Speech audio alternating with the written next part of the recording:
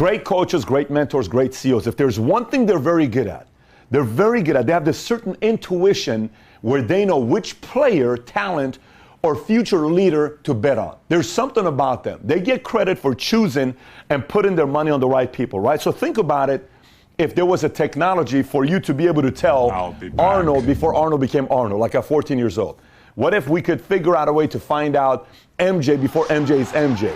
What if there was a way to figure out Alexander before Alexander the Great became Alexander, or Reza Shah Pahlavi? What if there was a way to figure this out? I mean, this guy became, at 21 years old, he's given Iran.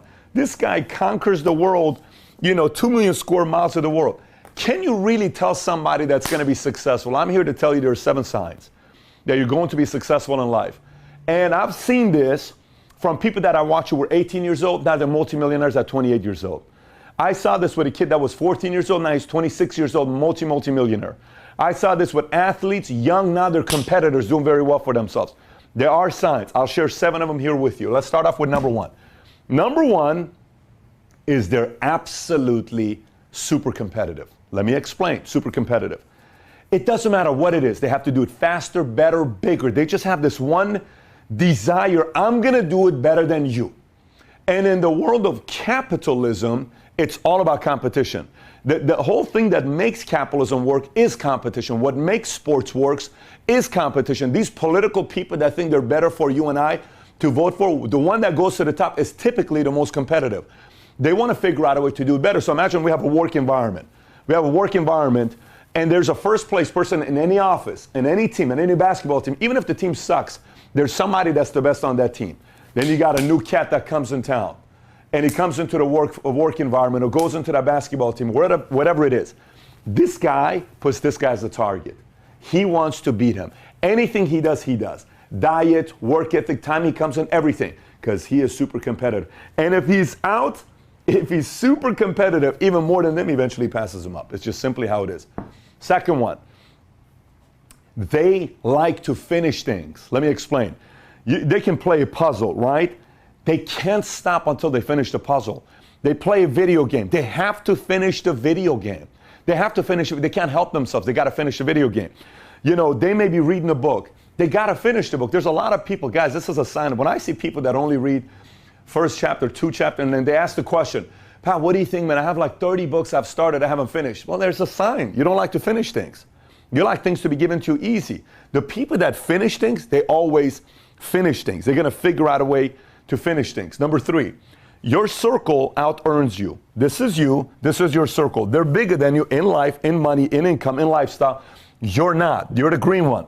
But if you have a circle that out-earns you or out-succeeds you, you're eventually going to be there. It's a formula. This is not an accidental thing. This is why you'll notice some of the people that don't achieve success, they always want people smaller than them around them because it makes them feel bigger.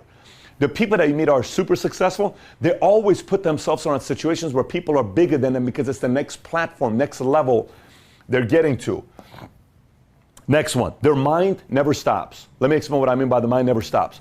Oh, you know what? What if this happens? And what if I could have this life? What if I talk to this person? What if I go over here?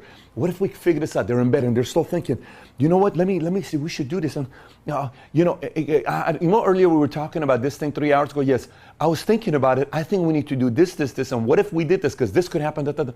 Their mind just never stops. Like a beautiful mind. It never stops. Next, credible people see you going places.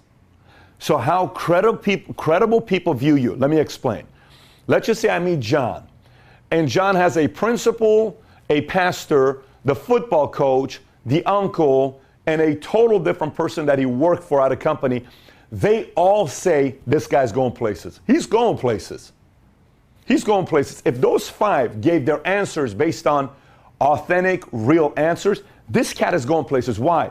Because these 5 people, pastor, coach, boss, teacher, principal, whatever, these 5 have spent endless hours with this cat. They know his flaws. They know his habits.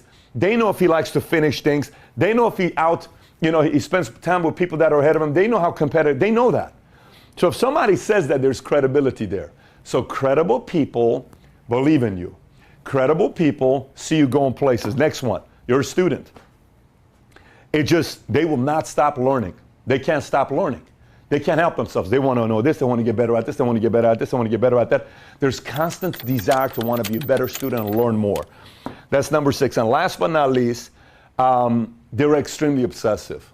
They're extremely obsessive. Like, I have to have this. Let me explain. Hey, Daddy, I want to go. If you were really able to dissect the mind of an obsessive person, it would concern a lot of people, because they would say, does this person really think that way? They do. They really do think that way. They really want what they want, and they really end up getting what they want because they have to have it. They're obsessed about it. And anytime they're obsessed about it, they start figuring out creative ways to get what they want. If it's a girl, if it's a business, if it's a position, if it's a certain success, if it's accolades, if it's a certain place they want to be, if it's a certain lifestyle they want, they're going to figure out a way to get it because they're obsessive. They have to have it. They're just wired that way. So those are the 7 signs where you and I can tell if someone is going to be successful or not. Z, if you throw me that pillow right there, and if you watch this video here, if you're telling yourself, man, I got 3 out of the 7. Well, go share this with other people. See if they'll validate what you're thinking with 3 out of the 7. And if not anything, you're working, you got 5 people that are working with you, and you're wondering which one for you to lock onto. You ask yourself, out of these 5 people you work with, which one of them has the most? You'll pretty much be able to tell which one of the guys is the person that has the highest likelihood of one day being successful. And by the way, there is no 100% to any of this. It's just odds. No one's ever going to be 100%. There's a lot of smart people that, drafted the player that ended up becoming nothing and they flopped. But you want to be 80%. You want to be 70%. Because if you do this right majority of the time, eventually you're going to put together the most incredible team in your business to grow and go to different places. Now, having